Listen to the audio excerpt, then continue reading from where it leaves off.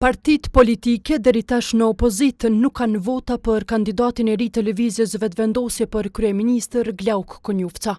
Partia Demokratike e Kosovës nëpërmjet një komunikate për media ka bërë të ditur se zgjidhja e vetme janë zgjedhjet. Realiteti politik është i qartë, askush nuk e ka shumicën për të formuar qeverinë nga kjo legjislaturë. PDK konsideron se injorimi i këtij realiteti vetëm sa do ta thellonte krizën, do ta zgjaste pasigurinë institucionale dhe do ta dëmtonte më tej stabilitetin e vendit.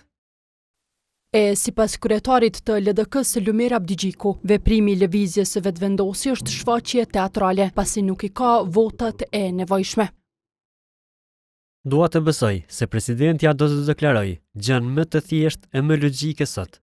Fatkeqësisht në këtë kuvend nuk ka shumicë parlamentare dhe asnjë mbledhje e asnjë partie nuk ndryshon këtë fakt.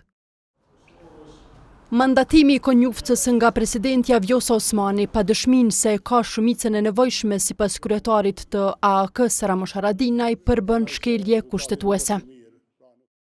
Kandidatura e dytë nga vetëvendosja për qeveri është veç përpjekje për të vazhduar kapjen e institucioneve të shtetit në kundërshtim me krejt normat kushtetuese e politike. Kjo farzë duhet të marrë fund menjëherë dhe vendi të shkojë në zgjedhje të jashtëzakonshme.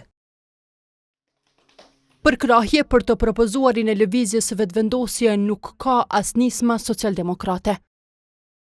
Nisma socialdemokrate fton presidentën të mos bëhet pjesë e zvarritjeve politike apo interpretimeve arbitrare që rrezikojnë parimet kushtetuese dhe krijojnë tensione të panevojshme. Konjufcën si të nominuar për kryeministër nga lëvizja vetëvendosje e mbështet grupi multietnik. Në emër të tij, deputeti Albert Krasniqi ka thënë se Kosovës i duhet sa më parë formimi i qeverisë, miratimi i buxhetit të vendit, AIRTK-s dhe i 3 komunave.